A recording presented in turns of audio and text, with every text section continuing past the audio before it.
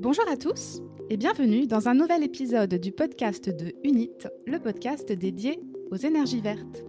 Aujourd'hui, j'ai le grand plaisir d'accueillir un nouvel intervenant sur ce podcast, Julien Marie, avec qui nous allons parler terres agricoles et agrivoltaïsme. Bonjour Julien. Bonjour Marianne. Merci beaucoup d'être avec nous Julien. Je suis particulièrement contente de t'avoir aujourd'hui avec nous pour répondre à toutes mes questions. Pourquoi ? Parce que sur ce podcast, on a beaucoup parlé jusqu'à présent de terres agricoles, on a parlé de photovoltaïsme, on a parlé d'agrivoltaïsme, mais on n'a finalement jamais vraiment laissé la parole à un exploitant agricole. Et donc, je suis contente de t'avoir pour avoir ton opinion sur un certain nombre de sujets et pour avoir aussi ton ressenti et ton expérience personnelle sur de nombreux sujets. Toi, Julien, tu as une double casquette. Tu es exploitant agricole, agriculteur. Tu viens également d'une famille qui possède également une exploitation agricole et tu es installé toi-même dans la région d'Amiens. Alors, à côté de tout ça, tu t'intéresses, je crois, à l'énergie solaire depuis pas mal d'années, à un point tel que tu as même lancé des projets photovoltaïques justement avec tes parents. Je suis très heureuse de t'accueillir et de pouvoir donc te poser un certain nombre de questions. Alors, je vais te laisser la parole. On va commencer avec la question traditionnelle de chaque début de podcast. Est-ce que tu peux te présenter, nous dire un petit peu plus qui tu es, quel est ton parcours et pourquoi tu es là aujourd'hui ? Merci de m'accueillir sur le podcast. Donc comme tu l'as bien dit, donc je m'appelle Julien Marie. Je travaille pour UNIT depuis un peu plus de 2 ans maintenant. Et du coup, au niveau de mon parcours, je suis ingénieur agronome de formation, donc je fais l'ISA à Lille.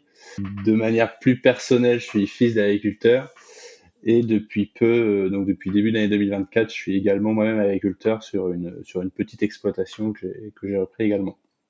Pour revenir plus à UNIT, je suis chargé d'affaires foncières, donc je suis en charge de trouver et de sécuriser de nouveaux fonciers pour développer des projets photovoltaïques ou agrivoltaïques en fonction du type de terrain. D'accord. Et tu me disais que tes parents, donc tu es fils d'agriculteur. Est-ce que tu peux nous dire ce que vous faites ? Vous faites de l'élevage ? Vous faites de la culture ? Alors c'est ça, on fait les deux. On a une ferme de polyculture élevage, donc on fait de l'élevage de bovins allaitant, d'ovins allaitant également, et on a un atelier aussi de grande culture sur l'exploitation. Donc on mixe les deux. D'accord. Et puis en effet, comme tu le précises, tu travailles également avec UNIT depuis 2 ans en tant que chargé d'affaires. Alors, à quel moment as-tu commencé à t'intéresser, Julien, à l'énergie solaire ? Alors en fait, ça a commencé autour de 2019-2020, et donc c'était pour le coup à titre plutôt personnel sur l'exploitation de mes parents. On avait besoin de surfaces de stockage supplémentaires, donc de construire de nouveaux bâtiments. Et donc, pour ça, forcément, ça a un coût. C'était entre guillemets du confort, hein, parce qu'on arrivait à faire sans, mais c'était pas très pratique. Et donc, qui dit confort dit qu'il n'y avait pas de rentabilité en plus, donc il fallait trouver un moyen de financement pour ce bâtiment pour ne pas mettre en difficulté l'exploitation. Et donc, moi, je m'étais un peu intéressé au photovoltaïque. Et donc, j'ai commencé à faire mes recherches, de savoir comment ça fonctionnait, qu'est-ce que ça pouvait rapporter ou pas. Et donc, en fait, j'ai dû convaincre mon père, qui n'était pas forcément très partant au début, que en fait, l'investissement du bâtiment pouvait être couvert par l'exploitation d'une centrale photovoltaïque en toiture. Et donc, finalement, c'est ce qu'on a réalisé, hein. On a construit un bâtiment sur lequel on a installé une centrale photovoltaïque et la revente d'électricité permet de rembourser l'emprunt du bâtiment et de la centrale en toiture. Et ça, tu dis que c'était en 2000 ? 2019-2020, parce que le bâtiment a été mis en service, donc l'installation sur le bâtiment a été mise en service en 2021. Donc on a construit le bâtiment en 2021, donc les démarches avaient démarré un peu avant, quoi. D'accord, très bien. Et je crois que tu as un autre projet aussi qui est dans les cartons, non ? Et donc, suite à ça, mon père est devenu archi convaincu par le photovoltaïque. Et donc, il s'est dit, mais pourquoi pas, finalement, pourquoi pas faire un projet agrivoltaïque, donc là, un projet au sol sur des parcelles agricoles. Et donc, vu qu'on avait déjà une activité ovine sur l'exploitation, c'est une production avec laquelle ça pouvait très bien se marier. Et donc, on a également un projet en cours de développement en agrivoltaïsme sur des parcelles agricoles et donc avec un co-usage ovin. Donc, ça sera nos moutons qui pâtureront sous les panneaux photovoltaïques. Et c'est dans ce contexte-là, est-ce que tu as pris contact avec Unit ou alors ça n'avait pas de lien avec eux? À l'époque, malheureusement, je connaissais pas encore Unit, mais donc effectivement, bah, pour mon côté professionnel d'aujourd'hui, c'est vrai que c'est ce projet qui m'a un peu amené sur la réflexion. Et tiens, pourquoi j'aime bien l'agriculture, j'aime bien le photovoltaïsme, pourquoi j'irais pas travailler dans des entreprises qui développent des projets photovoltaïques et agrivoltaïques? Oui, c'est en effet, ça semble assez logique. Alors, tu dis, Julien, que tu as dû, au départ, en tout cas, convaincre ton père du bien-fondé, finalement, d'investir dans ces technologies, en tout cas des avantages que ça pouvait procurer. Je suis curieuse aujourd'hui, dans la mesure où tu travailles justement, tu fais de la prospection foncière pour Unit et tu rencontres dans ton milieu professionnel, et également des gens qui ça peut intéresser. Mais quelles sont les réactions que tu finalement auxquelles tu es confrontée quand tu évoques les projets que tu as fait dans ta famille sur l'exploitation familiale? Est-ce que c'est plutôt de la curiosité? Est-ce que c'est de l'incompréhension? Voire au contraire même de la colère? Puisqu'il y a certaines personnes qui sont très opposées finalement à ces projets-là. Alors en fait, il y a vraiment tout type de réaction. On se rend compte assez souvent que les réactions les plus hostiles, donc que ça soit de la colère ou même souvent de la peur, en fait, hein, c'est des fois même plus de la peur que de la colère, sont liées à une forme de méconnaissance du sujet. Parce qu'en fait, c'est vrai que quand on vient à vraiment rentrer en discussion, à expliquer tous les procédés, bah, on arrive quand même à faire changer d'avis notre interlocuteur, quoi. Et est-ce que tu comprends finalement les objections qui peuvent être formulées? Alors, tu me parles de méconnaissance, mais c'est vrai qu'on entend des propos assez virulents de la part de l'opposition, que ce soit du côté de certains agriculteurs, mais aussi de syndicats agricoles. Est-ce que tu comprends ces objections et cette opposition assez farouche qu'on rencontre parfois? D'un côté, on peut essayer de les comprendre, mais en fait, quand on est du milieu et qu'on a les arguments qui répondent à ces craintes-là ou ces arguments d'opposition, bah, on se rend compte que l'opposition n'est pas forcément fondée, quoi. Il y a des choses, je sais pas moi, pour reprendre un des éléments, par exemple, avancés par certains syndicats du monde agricole, c'est de dire que nos terres agricoles sont faites pour produire de l'alimentation et non de l'énergie. Alors, première chose, il y a pas mal de surfaces agricoles aujourd'hui qui ne sont pas destinées à faire de l'alimentation. On peut parler des surfaces de culture destinées aux biocarburants, des surfaces de culture destinées à la méthanisation et donc pour produire de l'électricité ou du biogaz, ou même d'autres types d'industries, hein. Par exemple, on produit du lin en Normandie. Le lin, c'est fait pour faire du textile, pour s'habiller, c'est pas fait pour se nourrir. Donc c'est pas d'aujourd'hui qu'on utilise aussi des surfaces agricoles pour faire de l'énergie ou autre chose. Et la grande différence de l'agrivoltaïsme, c'est qu'on combine les deux. Donc, on produit et une production agricole, hein, donc que ce soit du bovin, de l'ovin, même pourquoi pas de la grande culture en fonction des types de projets ou du fourrage. Et en plus de ça, on peut produire de l'électricité avec l'installation photovoltaïque qui se combine sur le terrain. Est-ce que tu rencontres aussi des oppositions qui mettent en avant l'aspect paysager justement de ces centrales, l'impact paysager de ces centrales? Alors effectivement, on a même souvent ce commentaire qui est fait, ou même cette remarque plutôt qu'un commentaire, sur l'aspect paysager de nos centrales photovoltaïques. Alors souvent, en fait, ça fait un peu écho aux gens avec l'éolien. Quand on parle énergie renouvelable, les gens pensent vite à l'éolien. Et donc, ils ont un peu les mêmes craintes, hein. C'est vrai qu'une éolienne, ça se camoufle difficilement dans le paysage, hein. Avec la hauteur qui est assez importante, on a du mal à la camoufler. Le photovoltaïque, c'est quand même assez différent. En fonction du type de structure qu'on installe, on va être à 2,50 m, 3 mètres de point haut, jusqu'à 5 ou 6 mètres pour les structures les plus hautes sur ombrière. Mais donc en fait, il est souvent assez facile de dissimuler les installations, soit par des choses qui sont déjà existantes, hein. Ça arrive que les parcelles visées sont déjà entourées de haies, et donc en fait, on se rend compte que la visibilité à terme depuis l'extérieur des parcelles est très limitée. Mais nous, on vient également faire des mesures d'accompagnement, et donc on vient en plus, si besoin et s'il n'y en a pas, implanter des haies autour de nos centrales pour favoriser l'acceptabilité du projet dans le paysage. Alors, Julien, on le sait, aujourd'hui, le monde agricole vit une crise profonde qui s'est manifestée d'ailleurs ces derniers mois via d'importantes manifestations. Parmi les slogans qui ont pu être bandis, qu'on a pu entendre à la télévision, certains disent que l'agrivoltaïsme, c'est un pansement, c'est une distraction qui détourne finalement des vrais problèmes de l'agriculture. Qu'est-ce que tu en penses? Qu'est-ce que ça t'inspire, ce type d'argument? Alors tout d'abord, pour rebondir, effectivement, le monde agricole depuis ces dernières années, voire même ces dernières décennies, traverse différentes crises, Et donc, quand on parle de crise, souvent c'est plutôt économique, hein, c'est-à-dire que certaines exploitations ou une partie des exploitations se retrouvent en difficulté financière. Alors ça peut être lié à différents facteurs, hein. C'est aussi bien des aléas climatiques qui malheureusement se reproduisent de plus en plus ces derniers temps, mais aussi bien à des charges ou alors à des recettes peu suffisantes. Les denrées alimentaires sont sur des marchés parfois spéculatifs, et donc en fait, l'agriculteur qui produit ne connaît jamais son prix de vente. Donc on connaît nos charges à peu près, et on ne connaît jamais à l'avance notre prix de vente. Et ce qui fait que des années, ben, on se retrouve à vendre tout juste à l'équilibre ou même voire à vendre à perte parce que le prix du carburant a augmenté, le prix des engrais a augmenté, et en face, on a un prix de vente qui est insuffisant pour couvrir nos charges. Et donc, pour rebondir sur la deuxième partie de la question, euh, l'agrivoltaïsme c'est pas la solution miracle, mais c'est vrai que ça peut être un complément de revenu pour les exploitations, et d'autant plus un complément de revenu stable et garanti. En fait, c'est pas quelque chose qui est amené à varier. On sait, voilà, quand on contractualise avec un développeur photovoltaïque, on, on connaît le loyer qu'on va percevoir, et ce loyer il est fixe pendant un certain nombre d'années. C'est 20, 30, voire 40 ans même, je crois, hein. C'est ça, c'est plutôt 30 à 40 ans effectivement pour nos installations. Et donc c'est quand même génial dans le monde agricole où on n'a aucune visibilité sur nos marges et nos revenus sur 5, 10, 15, 20 ans, d'avoir un complément de revenus du moins sur lequel on a une clarté.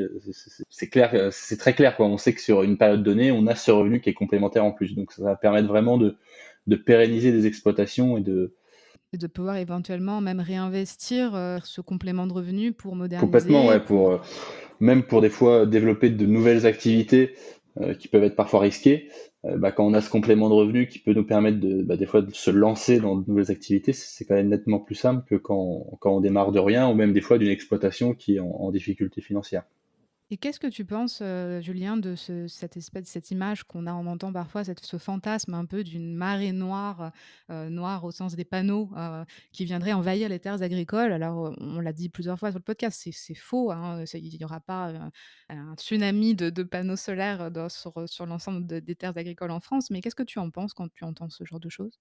Alors, comme on l'a déjà dit sur le podcast, hein, je pense qu'on l'a déjà dit, je sais plus qui l'avait mentionné, mais les études montrent que pour respecter les engagements pris par la France et l'Europe en matière de développement des énergies renouvelables, il faudrait bien moins d'1% de la surface agricole utile française pour couvrir ses besoins.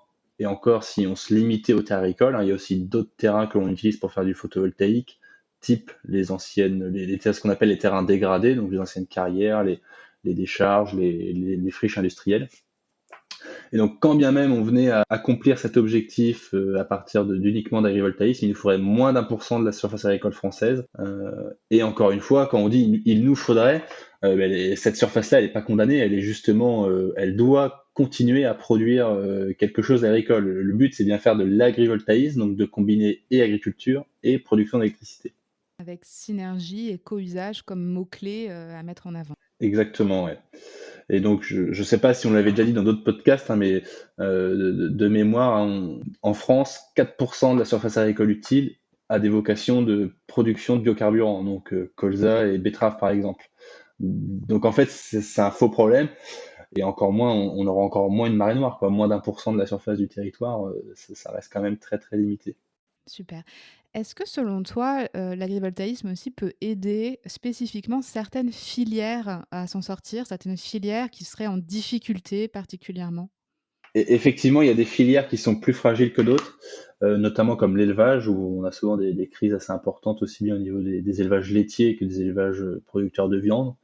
Et en fait, ce qu'on se rend compte, c'est que le co-usage avec ce type de production se marie vraiment très bien avec nos installations photovoltaïques. Donc, alors je ne sais pas si c'est une chance, on va dire, pour ces éleveurs-là, mais ça peut être une opportunité plutôt de pouvoir continuer ces productions tout en apportant une rentabilité supplémentaire, quoi, d'avoir des revenus outre et qui permettent de continuer ce type de production. D'ailleurs, je me permets une petite aparté, mais parce que, on parle beaucoup d'élevage ovin, tu en as parlé, d'ailleurs toi aussi. Tu me disais tout à l'heure que vous développiez aussi sur des projets bovins, d'élevage bovin. Ça nécessite des structures, je crois, un petit peu qui sont plus hautes et plus solides, mais ça fonctionne également bien, enfin, il y a de bons retours également sur ces exploitations-là? Alors, on fait également, et comme tu le dis, des projets avec du co-usage bovin.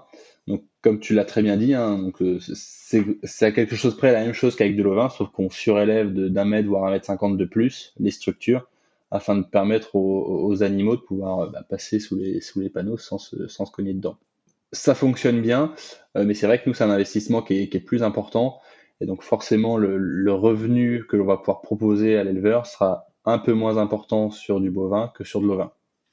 Alors, on parle beaucoup sur ce podcast, d'agrivoltaïsme d'un agrivoltaïsme vertueux, et de l'importance de construire les projets avec l'agriculteur. Selon toi, quelles sont les clés finalement d'un dialogue et d'un projet agrivoltaïque réussi?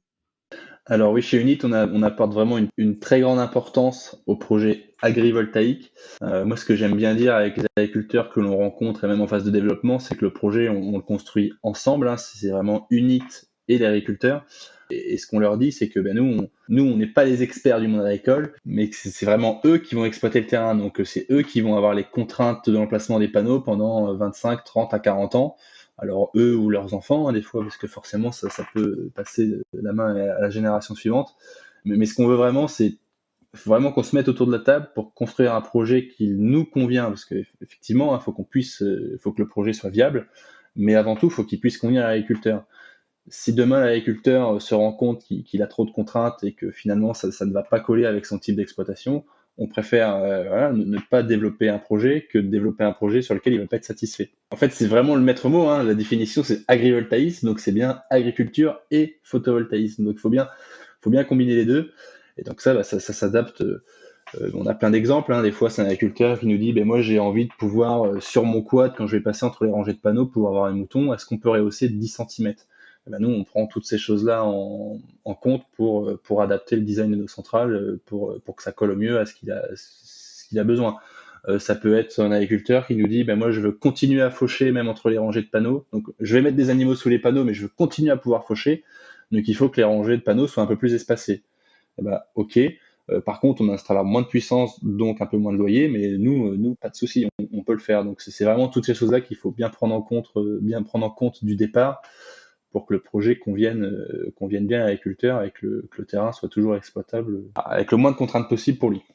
Alors, tu me dis agrivoltaïsme, justement, la définition même, c'est agriculture et photovoltaïsme. Et alors, tu me donnes la bonne transition, puisque donc l'agriculture vient avant, a priori, le photovoltaïsme.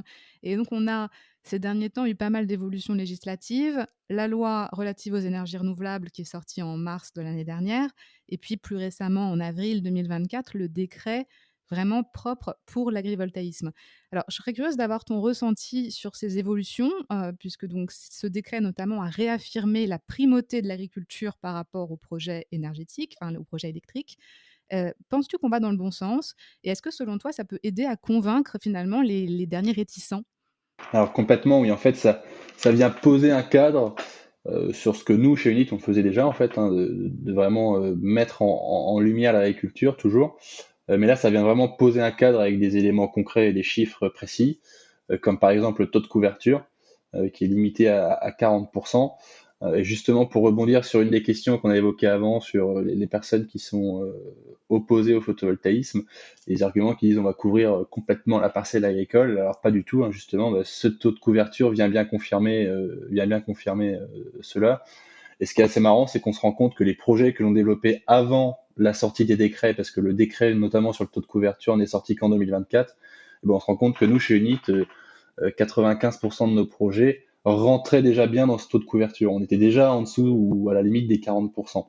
Ouais, donc après, il y a d'autres éléments qui viennent encore aussi conforter nos projets, hein, comme par exemple les garanties de démantèlement. Donc c'était aussi une des inquiétudes des personnes qui pouvaient être contre, hein, comme un peu ce qu'on entend sur l'éolien. Donc là, on va avoir des garanties de démantèlement à mettre en place, donc ça apporte une garantie encore complémentaire qu'on démantèlera bien nos centrales en fin de vie.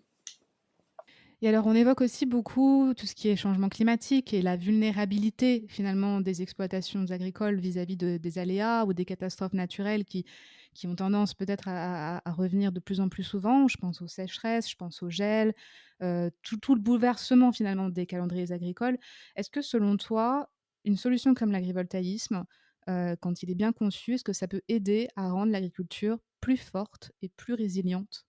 Alors, il y a deux points de réponse dans cette question. Forcément, plus forte, plus résiliente, oui, parce qu'il y a un revenu complémentaire. Donc déjà, sur l'aspect économique, donc oui, il y a un revenu complémentaire qui vient sécuriser l'exploitation.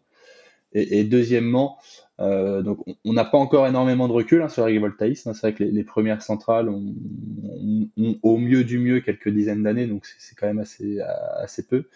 Mais quand bien même, on a observé des premiers résultats qui montrent que on n'a pas de perte de rendement par exemple sur la production de l'herbe, on n'a pas de perte de rendement de quantité d'herbe produite avec une centrale agrivoltaïque. Et il y a même des observations qui ont été faites sur les sécheresses où sous les panneaux, ben, on a une température un peu moins élevée forcément, on est à l'ombre, on n'est pas au soleil, et donc ça permet à l'herbe de continuer de se développer, par exemple en période de sécheresse quand il fait très chaud. Il y a un peu plus d'humidité dans le sol sous les panneaux et donc on a toujours de l'herbe bien verte sous les panneaux quand entre les rangées de panneaux on voit l'herbe complètement grillée et qui ne pousse plus quoi du coup donc aujourd'hui pas encore énormément de retours d'expérience et d'études scientifiques qui le prouvent, mais les premiers retours qui ont été constatés ce sont et donc dans le même sens en période hivernale, hein, donc l'herbe ne pousse plus quand il gèle, hein, le gel coupe la pousse de l'herbe. Et donc les panneaux servent aussi un peu de protection contre le gel, hein, quand on approche du gel ou qu'on est tout juste à geler, sous les panneaux ça crée un petit microclimat où l'herbe ne gèle pas, donc ça ne lui coupe pas sa pousse. Donc on observe des fois aussi un étalement de la pousse de l'herbe sur l'année qui est un peu mieux réparti que quand il n'y a pas de centrale agrivoltaïque. Les premiers résultats restent à être confirmés, mais ça semble aller quand même dans le bon sens. Et est-ce que tu penses aussi que justement de permettre à des agriculteurs ou à des éleveurs aussi de partir sur ces projets-là, outre l'aspect économique dont tu as parlé, est-ce que c'est aussi important, par rapport aux enjeux environnementaux auxquels on fait face? Est-ce que tu penses que chacun finalement doit aussi essayer à son échelle de participer? Effectivement, hein, c'est toujours, je pense que pour un agriculteur, toujours satisfaisant de se dire que, outre nourrir la population, il peut aussi participer à la production d'électricité, hein. Je pense que c'est quand même essentiel pour tout le monde, hein. Aujourd'hui, il n'y a personne qui peut nier ça. Donc ouais, même au niveau de l'image de la culture, ça peut être aussi encore un petit plus de dire qu'on est et producteur d'alimentation et producteur d'électricité et qu'on permet de subvenir d'électricité verte en plus, donc on permet de subvenir aux besoins du pays au niveau électrique euh, et de manière verte, donc en réduisant les émissions de gaz à effet de serre. Et au niveau des évolutions également législatives qui sont en cours de discussion, qu'est-ce que tu penses, toi, de l'idée qui fait un peu son chemin de créer un bail rural à clause agrivoltaïque, spécifiquement justement voilà, pour ces cas de figure qui apparaissent d'agriculteurs qui installent des centrales agrivoltaïques sur leur terrain? Alors moi, je pense que c'est vraiment une très bonne chose pour le monde agricole.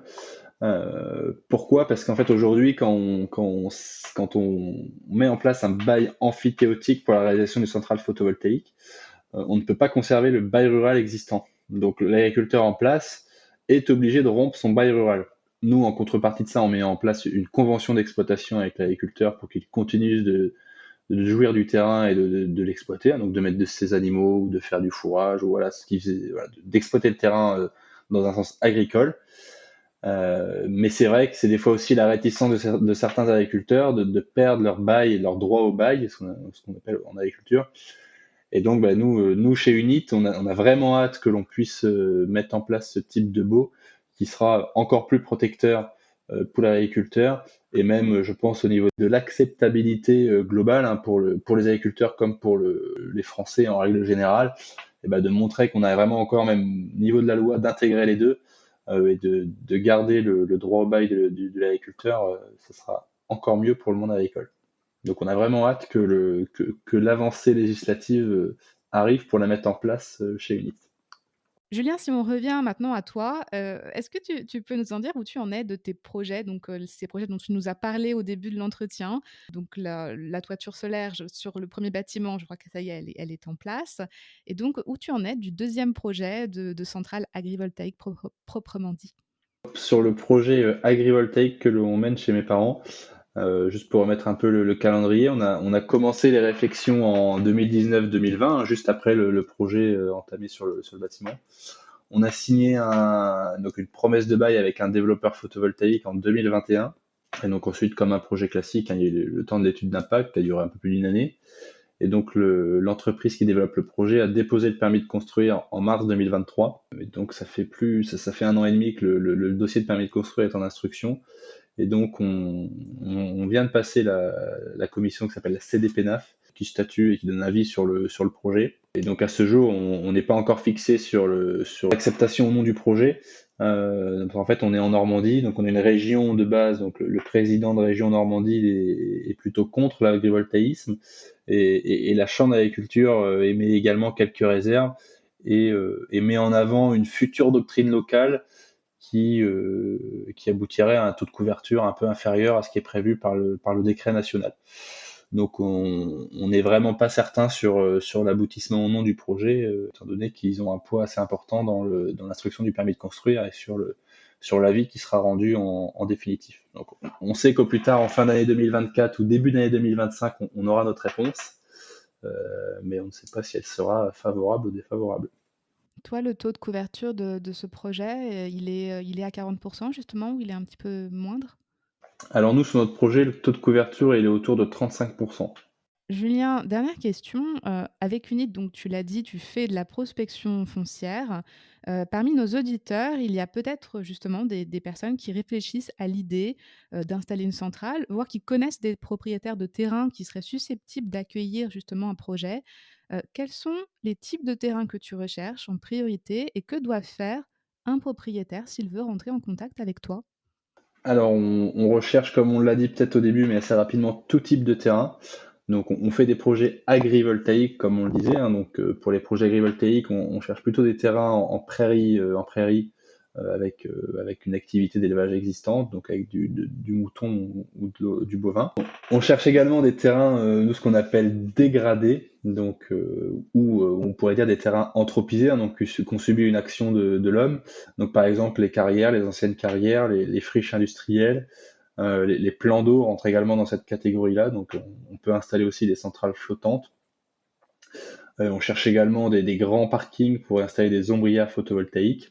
Et sur l'agrivoltaïsme, j'ai oublié, on fait aussi des projets sur des élevages de volailles, donc sur des parcours par exemple de poules pondeuses plein air, des élevages de faisans. Donc on cherche encore et toujours des terrains pour continuer le développement de l'unité. Le propriétaire, il a juste à contacter Unit, soit par téléphone ou soit en nous laissant un message sur notre site internet. Et donc, ensuite, on le rappellera pour prendre les informations nécessaires pour déjà savoir si le terrain nous intéresse. Et ensuite, si on a un intérêt pour le terrain, on va rencontrer le propriétaire et aller sur site voir le terrain. Et ensuite, lui faire une proposition. Lancer donc toute cette procédure. Très bien. Alors Julien, on va pas tarder à conclure. Est-ce que avant, voilà, qu'on termine, tu aurais quelque chose que tu souhaiterais dire aux personnes qui nous écoutent, à peut-être des agriculteurs, voilà, qui réfléchissent à ça? Est-ce que tu as un message que tu voudrais faire passer? Oui, alors je pense que quand on est dans le monde agricole, faut pas avoir peur de se lancer.